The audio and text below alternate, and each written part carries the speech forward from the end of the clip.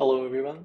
This is the final presentation for CSE 335 Principles of Mobile App Development. My name is Mudit Arora.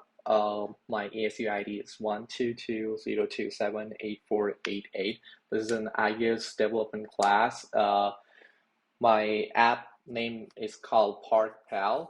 So let's get straight into it. First, we have the project idea. So one of my friends suggested me this app idea because a lot of people have issues finding the parking spot because most of the times they are full or they don't have like it's pretty expensive or any other reason. My app is simple, it's user friendly, and you have the option to add your favorite spots to so that you never forget those particular parking spots. Next, we have the use case diagram. Um, so if you can see, the user has the two options, the sign up and continuous guest. The first one is sign up. Uh, the user has the ability to put on the username and the password. If it is enough, then you can directly go to the search or you can go to the view favorites. Uh, or if the username or the password is not inputted, then it won't be added in the core data. But if it is, it will be added in the core data. Similarly, if the user doesn't want to add an account, you can continuous guess. So directly, once you do that, you go to the search view in which you can search for a city, and you will be given a list of possible parking spots in that particular city. And then once you click any of the parking spots, you will be redirected to a detailed view, which will have a name, address, and rating. Uh, you can go back to the home page, or you want to do another search for a city for a parking spot. You can go back, or you can go to your favorites. Also, in the detail view, the user has the option to get directions. So once you click that, you will be redirected to Apple Maps. So it will show the directions from your current location to that particular parking spot. Or there's another button called Add to Favorites. Once you click that, it will be added to the core data. And that's pretty much it for the use case diagram. Let's go to the architecture. I decided to use MVVM architecture because first I was gonna use MVC, but I had some issues. I wanted to use Swift UI to get my hands on since it's pretty popular in the market right now.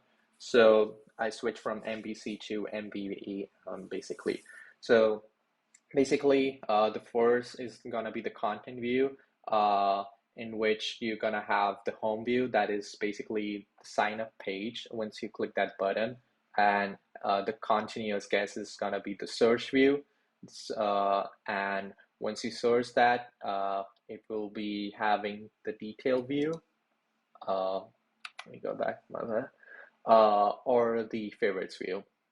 So these are five views basically. The next is gonna be the view model. That is gonna be our core controller. That the core data has two entities. That is parking data and user data. The parking data consists of the ID, the name, and the address. The user data consists of the username and the password. And just basically, these are the models. The struct model is called parking model. Uh, um, and the parking, which has all the results that I want to get and show it to the user. Next, we have the capabilities of the project.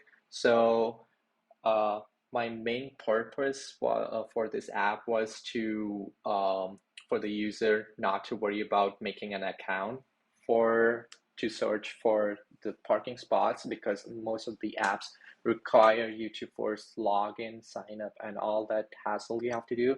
But in this case, you can directly log in as guest and search for the nearby parking spots. Then in the detail view, you will have the name, address, and rating.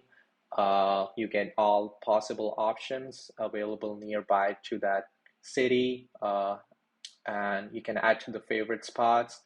You can get the directions from your current location, and if you're a frequent user, you can add your account, so you can use your um, favorite spots later on also, so you don't have to worry about. Next is the limitations of the project. So there are very few APIs that I was able to find, and the ones that I found that I wanted the results, they were paid, and I didn't want to pay anything since it's a class project.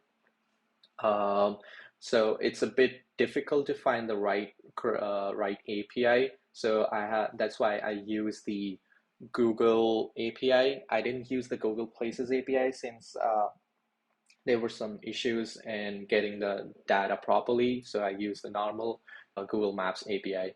And I initially thought to have a functionality to reserve a parking spot, but it's a bit hard to implement that because I need to get the our opening hours and how to pay that, and it was a bit tedious work, and so I had to remove that functionality basically. Next, we have the suggestions for improvement for the class or the project. I would suggest you to do proper research for your API beforehand. I did that mistake. I would suggest if you're going to take this class, do the API research beforehand. Check for the results that be what you're going to show in the app. It is actually nice or not. Next thing is I want to encourage to use Swift UI because it's pretty popular in the market right now, as I mentioned before. And it was super fun to use also. I would also suggest that there should be some more introduction to like the libraries and the frameworks in the class to have a hands-on like Core ML or ARKit, so that the students can use that and implement that also. So that's pretty much it. I will be showing you the walkthrough of the app now. Okay, so this is like the content view basically. So if you click this, you will be redirected to the home view. This will be redirected to the search view. So let's log in as guest first. Okay, let's see if I want to have uh, a parking spot in Tempe. So you click this Magdalene class and you will be given a bunch of uh, parking spots.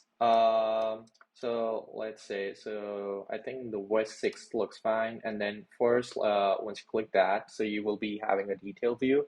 This is the name of the parking spot. This is the address, and this is the rating.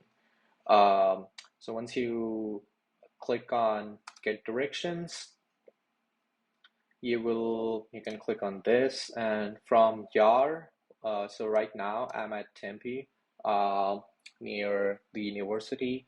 So from my location to that particular parking spot. So you can go, and then let's go back, and then once you click on add to favorites, you will get an alert that it has been added to favorites. You can just click on OK.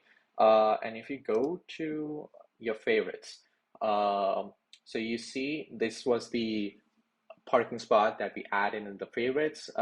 If you swipe left, you can delete this, so it will be gone from the coordinate data basically. So let's go back, and then we can go to the home view again, the content view again. Let's see the home view now. Okay, so we have the username and the password basically. So I already have a few username and passwords in the database. So let's do with that. So this is my name, and the password is basically funny. So once you click on sign up, you will be having an alert. Hi, the username.